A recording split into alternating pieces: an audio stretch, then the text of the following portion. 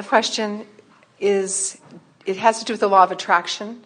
How do you know as soon as possible? How do you know sooner when that which you are attracting is not for your highest well-being, your highest good? Because I was basking in well-being and I was loving your book, Ask and It Is Given. And what I asked for is to call forth from the benevolence of the universe a perfect mate for me, one that I resonate with on every level. And then so this one came forth, and for about 2 weeks, it was really wonderful, Abraham. And then I gave him one of your tapes, and he listened to the tape, and he is from a background that is fundamental. And in the teaching that I was studying, fundamental means there's no fun. You damn everything, and it's all mental.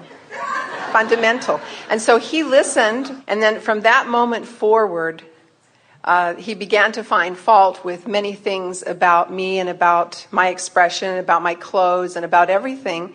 And so after about 2 months, Abraham, I decided that I wasn't feeling good in that place. But so my question is, how can I know sooner?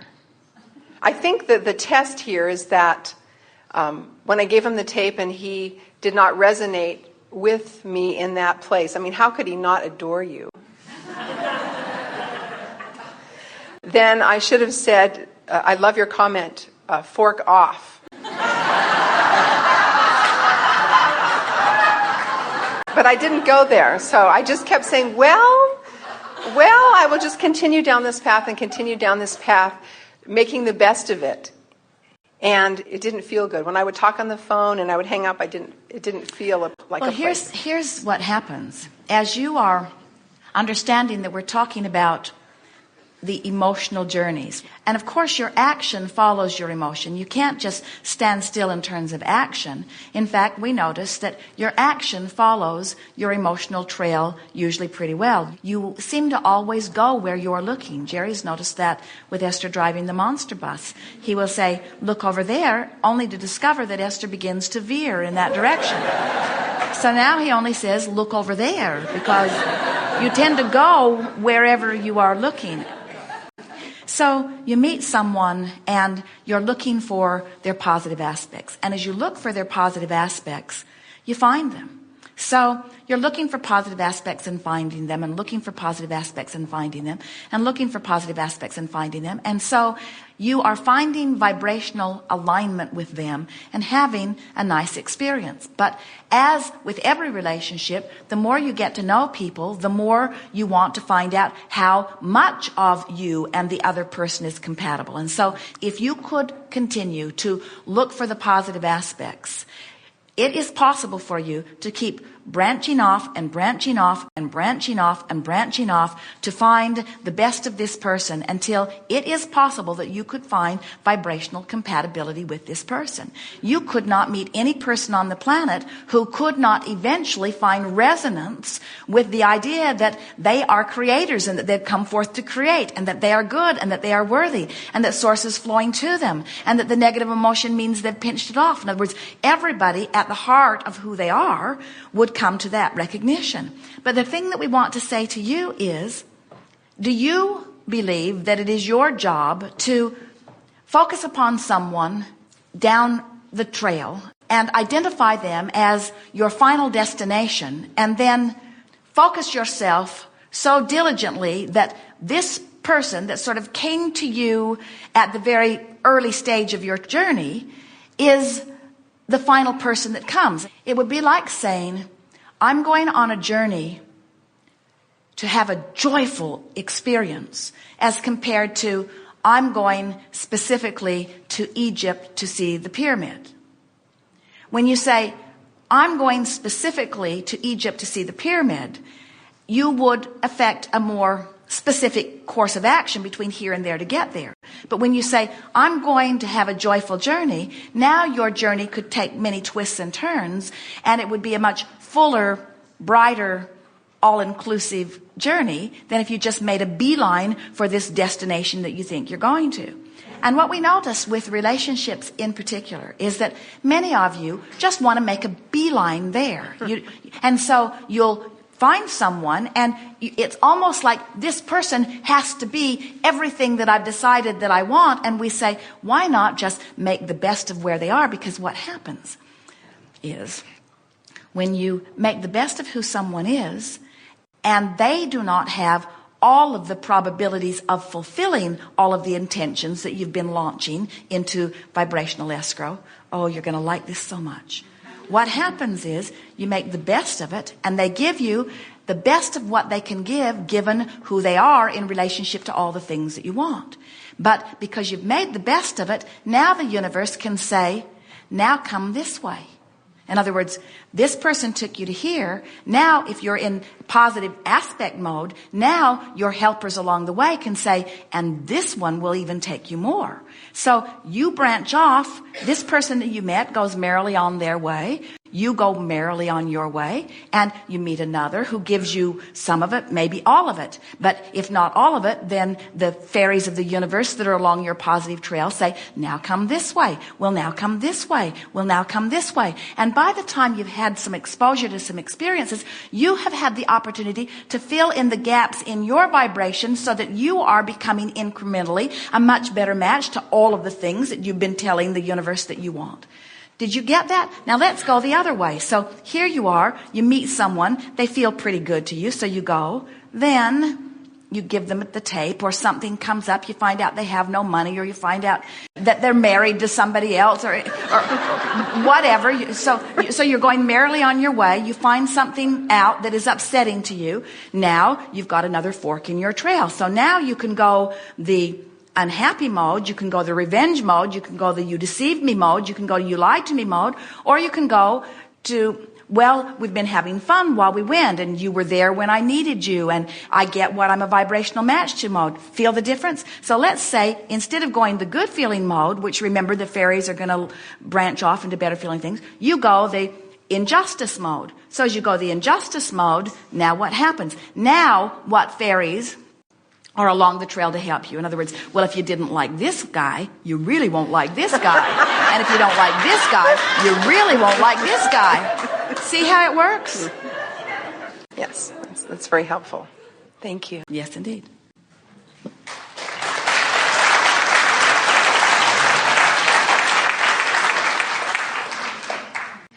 I was wondering why your message is so hard for people to recognize, why it doesn't come more naturally to them. Well, the younger you are, the more naturally it comes, because you remember it. Mm-hmm. You remember that you're worthy. You remember you're good. You remember things are supposed to go well for you. You remember in children, right? And so your question really is about, why can't I set my radio dial on one frequency and hear what's being broadcast on another? That's really the question you just asked. In other words, if you can't hear us, it's because we're broadcasting on a frequency that's different than you can hear. More so how people don't know that they have the choice. I'm here, I'm listening to you. I'm not necessarily asking for myself. But how people can spend a lifetime without ever getting a clue that they have a choice, or that they can take a path that makes them feel better. Instead, they're focused on reality. Reality is everything. Well, we can understand how that can happen, because once something manifests, a lot of people agree about it. You call it fact. You call it evidence. You make monuments about it. You write it down in historical documents. We can see it. We can you make hear a big, hairy deal over reality. And we make an effort to diffuse that. We say things that we think are enlightened and brilliant, like reality doesn't mean diddly squat.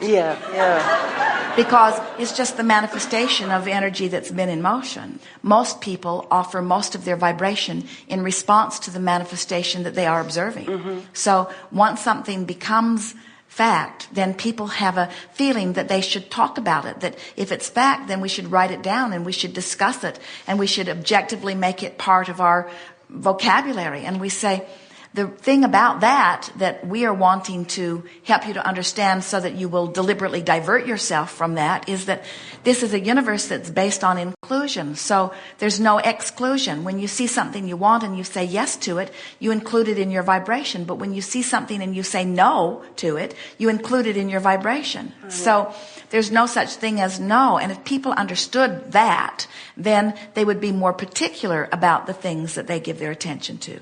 People will sometimes say to us, Abraham, it needs my attention or it deserves my attention because after all, it's true. And we say, what you're really saying is somebody gave that their attention long enough that they manifested it. And because they manifested it and now made it evidence, then I should give my attention to it also. And we say, there are a lot of things that are true. Everything that you see around you is true. Everything is true. Right. Diseases are true. Poverty is true. Starvation is true. And all the positive aspects Thriving are true. is true. Right. And so don't look at it just because it's true. Be much more particular than that. I guess what I'm saying, it would have been a nice little bonus if human beings were born with more of a guidance, potential. With guidance? With more of a, more of a potential to know that they had the guidance. Because a lot of people don't.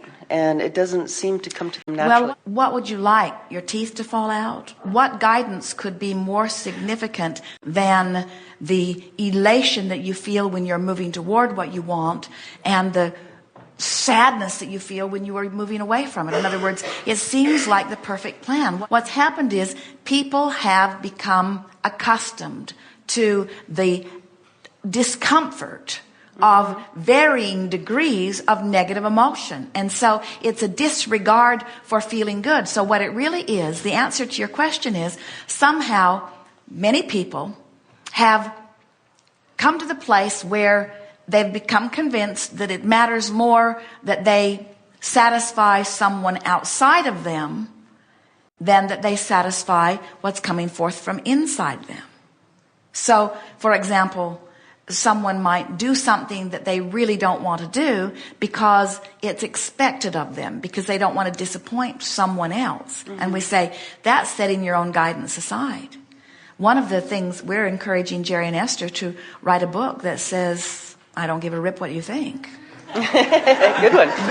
Because the sooner people around you understand that you've decided to begin using your own guidance system, then the sooner they will stop the antics that they do to try to control your behavior or get you to do something other than what's best for you. Don't you just love the Magellan story, where Magellan calculates the route and calculates the distance and difference between where you are and where you want to be, and then says, please proceed to the highlighted route, and throws a fit when you deviate from it.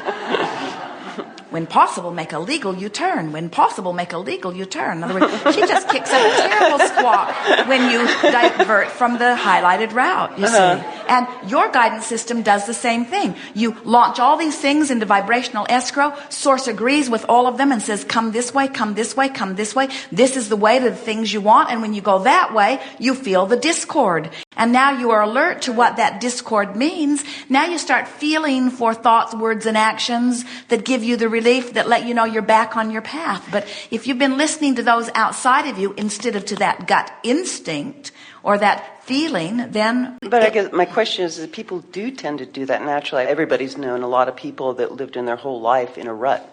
And I know a part of my life was in a rut. And during that time, I didn't know that I had the choice. I was just responding to reality. People like you come along, or people like Jerry and Esther, who write a book, who leave a clue, who live happily ever after, who do their best to demonstrate and teach by the clarity of example.